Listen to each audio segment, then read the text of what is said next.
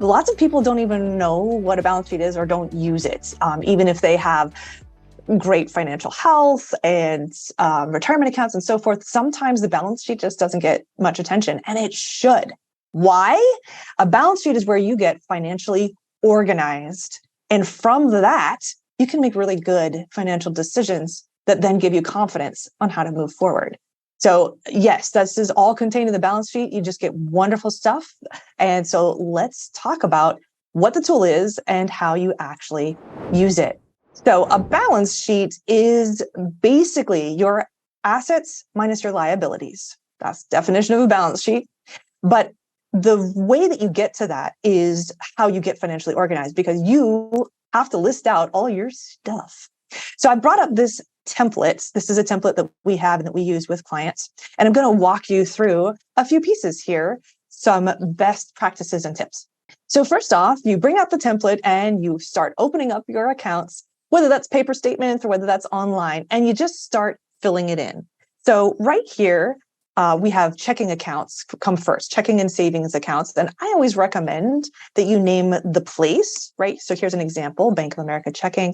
And then you put in the last four of your account number so you remember which one it is, because many people have many accounts. And so it really helps to keep it very specific and organized. So let's say you have that here, and then you have a Bank of America savings account, how you would put that here, and then you would put the last four there, right?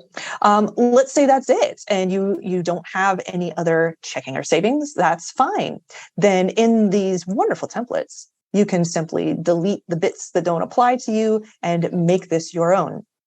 Next bit in the assets, what we're doing is we're going through the liquid assets first. So we got checking, savings. Then if you have any CDs or money market accounts, anything else at a bank that might be liquid, you could do that. So let's say we have an Ally CD and we put a fake account number. There we go. Now, what you would do, you see how this says 2023? You are wanting to enter all this data on one day, so you get a snapshot of your financial life on that day. I know these are going to change. You're going to pay bills out of your checking. You're maybe putting money into savings. This is all very fluid. So that's why you want to get the snapshot on one particular day. So let's say we just put in some numbers here. We've got that, and then there we go. So see how it's all adding up down in the assets down here. That's what you want it to do. Okay, after you've been through your liquid types of accounts, then you go into your investments is this next section that I've got here. And again, I would say for your own tracking that you would put in the names. So let's say you have, you're a teacher and you have a Fidelity 403B. You would put that right there. You would look up the balance and you would put it in there today. Let's say that you have an IRA. That could be, if you're one of our clients, you have an Axos IRA, and then again, you can put the account number, you can look up today's balance and put that in there. Great. Let's say you don't have a Roth. Okay, fine. You can delete that out of here. So you're just using the things that are going to apply to you. Now, here's an interesting one. Cash value life insurance. Now, this is not term insurance.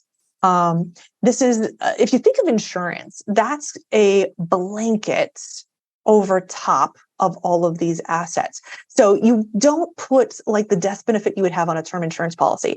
This is only for the cash value inside of a permanent policy. Lots of people don't have this. That's fine. You just put zero as a placeholder or get rid of it. Totally fine. But if you do have a cash value inside of your life insurance policy, that's where this number would go. And then other investments, let's say you have just an investment account. Again, if you had that with us, it might be a joint account, Axos joint account. Put that in there, and there you go. Okay. The last section then on the asset side is property. So here you would have your primary residence if you own a home. Now, this is really interesting because, again, home values are going to change, right? So I will put where I looked this up. And it's usually, you could look up like Zillow, you can look up your home value. Or if you had a recent appraisal, you might use that. I don't usually use tax appraisals. You can, but that changes a lot from year to year. So I'm always consistent. I'll put the little note of where I looked it up, and I'll look up what Zillow has to say, and properties in Austin are pretty high, so we'll just put that there. If there's other real estate, you would put that in here. And then you would put your vehicle. So let's say I've got a Honda CRV. You put that in. And here I would look it up on, again, it's consistent every time. So like Kelly Blue Book is a place where I would look up the value. Mine's kind of old. So let's say it's worth $2,000. Sure. I will put that in there. Jewelry and collectibles here would be if you had something that was appraised, say, some jewelry that is pretty significant in value, you might have an appraisal for it, or other collectibles. That's where you might put values in here, especially if it's insured under your insurance. And then anything else, any other stuff that you have that has value. There you go. You've put your assets side in. All right. Take a little breath, take it off. And now we go to the liabilities side. Now, again, this is where you would look up this information, either with paper statements or online. And also, you would put in, again, the name. Let's say you have your mortgage through Chase. So you put that in here.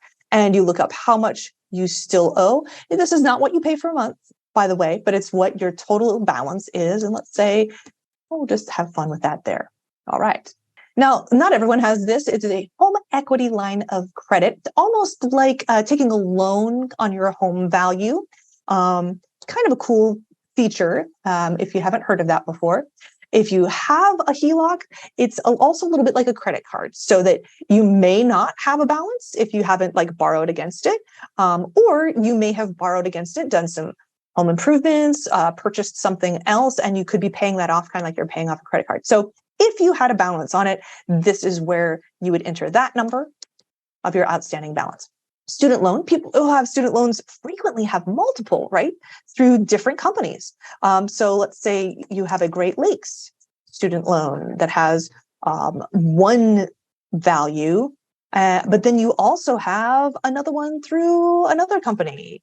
You would put that. So if you list each of them separately, I find that's helpful because then you know what is going on with each of them. And you might have different APRs on each of them. And it just kind of helps you get financially organized and then think about when we do the next step here of what you can do next.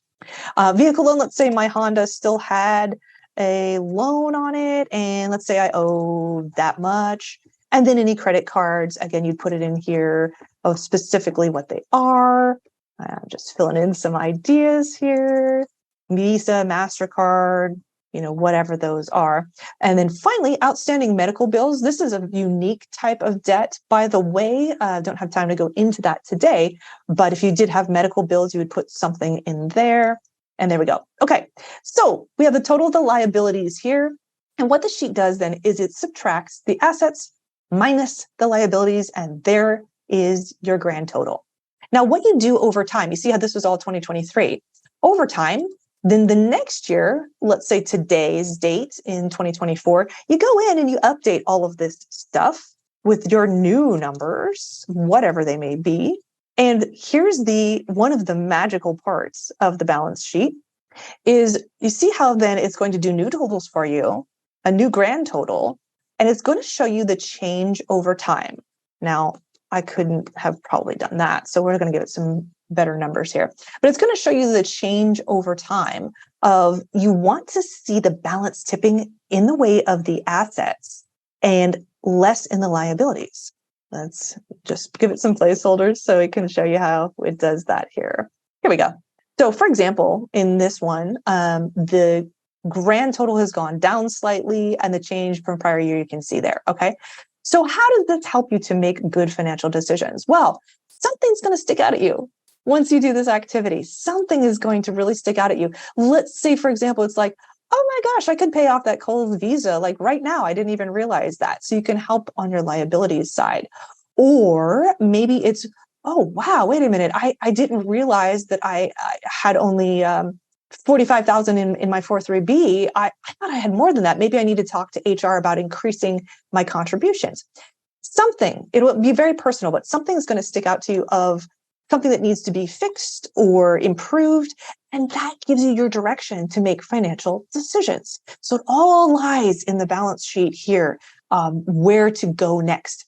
Another tip is a balance sheet can help you feel balanced because you can choose to focus on, let's say, the asset side for 1 year And then when you do it the next year, maybe you focus on the liabilities side.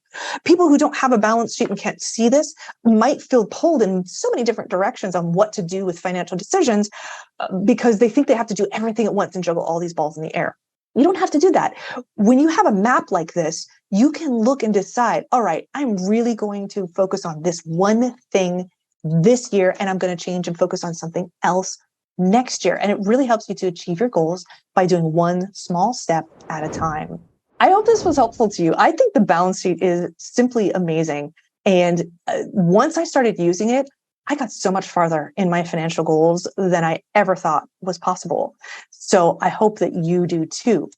If you have questions, of course, hit us up and let us know, because we love working with this with people. Happy to provide you with the template.